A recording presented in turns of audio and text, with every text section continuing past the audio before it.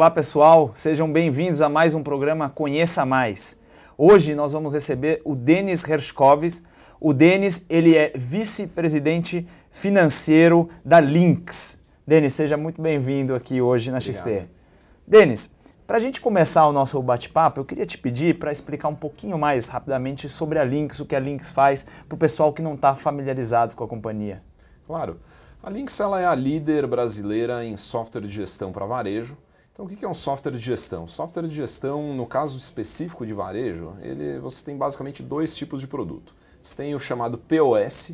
O POS nada mais é do que o software que roda no caixa de uma loja, né? Então, se você for numa loja, por exemplo, no Shopping Iguatemi ou em qualquer outro shopping, numa loja normal, e você der uma olhada ali no software que está rodando no caixa, no computador do caixa, você vai ver que normalmente o software que está ali é o Linx.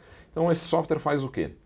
Ele controla a venda, ele gera a nota fiscal, ele vai calcular a comissão do vendedor, ele vai se comunicar com o escritório do varejista para poder atualizar informações de lista de preço, de estoques e outras coisas mais. Então esse é o software de POS. E o irmão gêmeo, como a gente diz, do software de POS é o ERP, que é um software que é mais amplo, ele é mais completo, é mais complexo também, e ele é o software que está rodando no escritório do varejista e vai controlar a operação inteira desse varejista. Então, desde controle de estoque até o controle de produção, se for o caso, toda a parte financeira, contas a receber, contas a pagar, toda a parte contábil, toda a parte tributária, pagamentos de impostos, preenchimentos de SPEDs e tudo mais. Então, o que a Linx faz é prover essas soluções de maneira integrada, na maioria das vezes nativamente integrada, para os varejistas. A gente também tem um portfólio mais amplo, que nós dizemos que é um portfólio que é adjacente a essa solução de POS e ERP. Então o que vem a ser isso? Pode ser uma solução completa de e-commerce, por exemplo, para uma varejista que tem lojas físicas e quer usar a internet para poder vender e se comunicar com o seu cliente. A gente tem soluções de CRM focadas especificamente no varejo. Nós temos soluções de TEF. TEF é um software que fica dentro do software de POS que eu acabei de explicar e que faz a comunicação e o carregamento das transações de cartão de crédito e débito para as redes adquirentes, como uma Cielo, uma rede. Então nós temos diversos produtos, diversas soluções que podem ser acopladas ao POS e ao ERP e que permitem a um varejista ter uma operação mais produtiva, mais eficiente e principalmente conseguir ter um resultado melhor, seja no sentido financeiro, seja no sentido de vendas. Interessante, é bem ampla a atuação da empresa, né? Inclusive, nesse sentido, ao longo de 2013, me parece que vocês fizeram algumas aquisições relevantes. Você pode explicar para a gente um pouco mais do intuito dessas aquisições, como elas estão ligadas com a estratégia da empresa? Sim, sem dúvida. Aquisições para nós elas são extremamente importantes. A gente fez até agora 16 aquisições, 11 delas antes do IPO, 5 delas no ano passado, depois do IPO. E eu acho que é interessante comentar, pegar um caso real, que são as 3 aquisições que nós fizemos o ano passado de postos de gasolina, né? Então foi o momento onde nós entramos nessa vertical nova de varejo para nós, postos de gasolina e lojas de conveniência. Então primeiramente nós compramos uma empresa chamada Seller no mês de março, logo depois do IPO. Depois nós compramos outras 2 empresas chamadas LZT e Ionix no final de novembro. E como é que... A explicação maior é interessante porque quando nós estamos entrando numa vertical nova, que talvez seja o principal motivo para as novas aquisições que nós fazemos, o importante inicialmente é a análise da própria vertical, né? Então nós queremos entender como é que funciona posto de gasolina em loja de conveniência antes de decidir se nós vamos comprar a empresa A, B ou C. A gente quer entender se aquela vertical é uma vertical que está performando bem, se ela está crescendo mais rápido do que o varejo como um todo. A gente quer entender os diferentes perfis que existem de clientes dentro dessa vertical, porque nem todo mundo é igual. Então, no caso específico de posto de gasolina, é interessante porque nós identificamos 2 perfis muito distintos de clientes. De um lado, a gente tem o que nós chamamos das bandeiras. Então, o que é uma bandeira? Uma BR, uma Shell, uma Ipiranga. E esse pessoal pode ser comparado muitas vezes com um franqueador. Então, por que isso? ele vai ter uma rede muito ampla de postos. Na maioria das vezes ele não é dono do posto, ele é dono da marca. Então a preocupação dele do ponto de vista de operação, e isso vai se refletir no software que ele vai ter, é uma preocupação do que nós chamamos do sell-in e do sell-out e dos painéis de controle. Sell-in e sell-out, basicamente o sell-in é quando você vende para um intermediário, que é o posto de gasolina, que não é seu, e o sell-out é o que o posto de gasolina, esse intermediário, está vendendo para o consumidor final. Então o cara quer ter uma visão ampla dessa rede como um todo, painéis de controle sobre vendas, performance e tudo mais. Do outro lado, a gente tem um outro perfil que é o que nós chamamos dos postos de gasolina independentes. Certo. E eles podem ser comparados com os franqueados. Então, o que são os postos independentes? Podem ser redes de 1, 3, 5, 10, 50 postos eventualmente, usando marcas diferentes eventualmente. Então o cara pode ter 5 postos da Shell, 10 postos da Ipiranga e outros postos com uma marca própria dele. Mas o que importa do ponto de vista operacional e que, de novo, vai se refletir no software, é que ele está preocupado em gerir aquele negócio dele, ele não está preocupado com o resto. Ele está preocupado em gerar a nota fiscal no ponto de venda, ele está preocupado em fazer o SPED fiscal e contábil dele, além de ter a visão, obviamente, da performance de vendas dele. Então, quando nós analisamos essa dinâmica dessa vertical, nós percebemos que não havia nenhuma empresa que individualmente, sozinha, conseguisse atender de maneira adequada a esses dois perfis, né? Então nós fizemos primeiramente a aquisição da Seller, como eu mencionei, que na nossa visão era o melhor ativo indicado para esse perfil de bandeiras. E depois nós fizemos 2 aquisições, da LZT e da Ionix, que eram os melhores ativos para atender esse perfil de cliente independente. Então, de novo, só recapitulando, para nós a coisa mais importante do ponto de vista de aquisições é agregar ou reforçar verticais dentro do nosso portfólio, verticais de varejo. É agregar ou reforçar geografias dentro do Brasil, lembrando que o varejo ainda é muito local, muito regional no Brasil. E a terceira vertente é agregar ou reforçar tecnologias dentro do nosso portfólio que possam ser vendidas adicionalmente ao POS e ao ERP para os nossos clientes. Ótimo. Bom, como você falou, o foco da empresa é varejo, né? Vocês têm crescido, mas olhando para outras verticais dentro do próprio varejo. Então, nós tivemos no final do ano passado, principalmente, uma preocupação crescente com o arrefecimento de demanda no varejo. As empresas não estão mostrando resultados tão bons quanto os esperados pelos analistas. Isso, de alguma forma, afetou o resultado da Linx no final do ano passado ou pode afetar de alguma maneira ao longo de 2014? Olha, o resultado específico, por exemplo, do 4º trimestre de 2013, que nós divulgamos há 10 dias atrás, não houve impacto, a gente entregou bons resultados, eram resultados esperados pelos investidores, a reação inclusive foi bastante positiva, tanto do investidor quanto dos analistas que cobrem o papel. Então não houve nenhum grande impacto no resultado do final do ano. Para esse ano a gente continua com uma perspectiva positiva.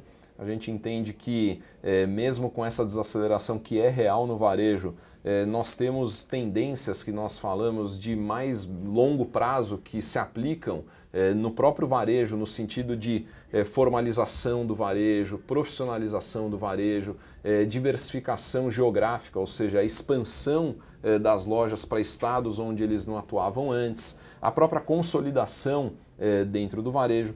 E todas essas tendências, essas dinâmicas, elas acabam resultando num aumento no investimento em TI, em particular em softwares de gestão.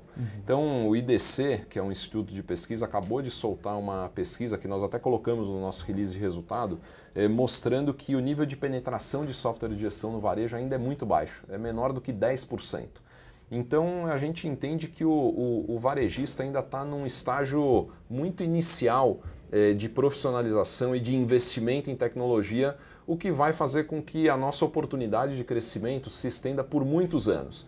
É lógico que se o varejo continuar performando de uma maneira mais fraca durante um período estendido de tempo, isso pode ter algum impacto, mas ele é um impacto pequeno, porque, de novo, a gente tem essas tendências que são maiores e que vão levar esse crescimento do software de gestão para o varejo durante um período muito longo de tempo. Certo. Bom, e tendo esse panorama em vista, então o que você considera que sejam as principais alavancas para o crescimento da empresa, quer dizer, em 2014, para os próximos anos e também do setor em geral? Olha, para nós, o crescimento ele vem de uma combinação de crescimento orgânico com aquisições. Então a gente costuma, a gente vem crescendo aí, o ano passado a gente teve dentro dessa faixa em torno de 15% a 20% ao ano organicamente, e a quebra desse crescimento orgânico, ela é principalmente conquista de novos clientes, naturalmente, é o que nós chamamos também do cross-sell, dessas soluções adjacentes ao POS e ao ERP para os mesmos clientes. Nós também temos o próprio crescimento orgânico dos varejistas em si. Então toda vez que um varejista um cliente nosso abre uma loja nova ou precisa de um usuário novo no back-office dele, no ERP, tudo isso gera receita recorrente adicional para a Linx, né? Então nós temos esse driver de crescimento orgânico do próprio cliente extremamente relevante. E nós temos a nossa receita recorrente toda protegida e corrigida anualmente por inflação também. Como a gente tem um churn, o churn é a perda de clientes muito baixo, nós temos um índice de renovação de clientes de 99% por trimestre. Então quando você junta todos esses drivers orgânicos que eu coloquei e do outro lado uma perda de clientes muito baixa, você consegue no final do dia ter um crescimento orgânico bastante sustentável.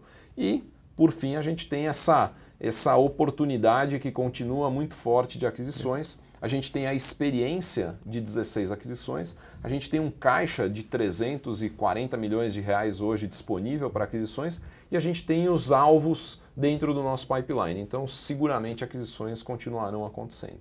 Excelente. Bom, para a gente concluir essa nossa conversa, mas não menos importante, as ações da companhia tiveram um desempenho muito bom ao longo de 2013, quer dizer, desde que vocês fizeram a oferta na Bolsa e mesmo em meio a um mercado bastante conturbado que a gente tem acompanhado. Então, eu queria saber o que você considera que causou esse bom desempenho e por que os investidores ainda podem considerar a Linx como uma boa opção de investimento nesse momento.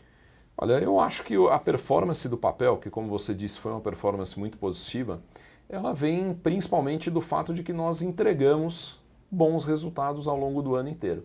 Então nós fizemos o IPO em fevereiro, já no mês seguinte, em março, a gente divulgou o primeiro resultado como companhia aberta em relação ao quarto trimestre de 2012. Depois disso nós fizemos a entrega do primeiro, do segundo, do terceiro e do quarto trimestres de 2013 e todos esses resultados foram dentro do que o mercado esperava. Quando eu digo dentro do que o mercado esperava, eu estou dizendo, por exemplo, o chamado consenso da Bloomberg, que é o consenso do que os analistas de bancos que cobrem o papel esperam de resultados. Então, quando você tem uma empresa com um perfil de previsibilidade grande, e essa previsibilidade vem de uma combinação de receita recorrente em torno de 80%, dessa renovação de clientes que eu comentei de 99% por trimestre. Uma rentabilidade que faz com que a margem EBITDA seja próxima de 30%. E você entrega tudo aquilo que está sendo esperado de você, mais 5 aquisições que foram feitas, e esse foi o motivo principal do IPO, levantar dinheiro para continuar fazendo aquisições, eu acho que tudo isso gerou uma credibilidade muito grande no desempenho da Linx como companhia, e isso se refletiu naturalmente no desempenho do papel. Olhando daqui para frente, a gente não costuma dizer como é que vai performar o papel, porque a gente simplesmente não controla e não faz a menor ideia se vai subir ou se vai descer, principalmente no curto prazo. O que eu posso dizer é que os fundamentos da companhia continuam muito fortes. Então a gente continua focando totalmente em geração de receita recorrente, que é aquela mensalidade que nós cobramos dos nossos clientes e que nos dá uma previsibilidade e uma rentabilidade mesmo muito maiores, né? A margem bruta que nós temos na receita recorrente ela é de cerca de 80%, é uma margem altíssima.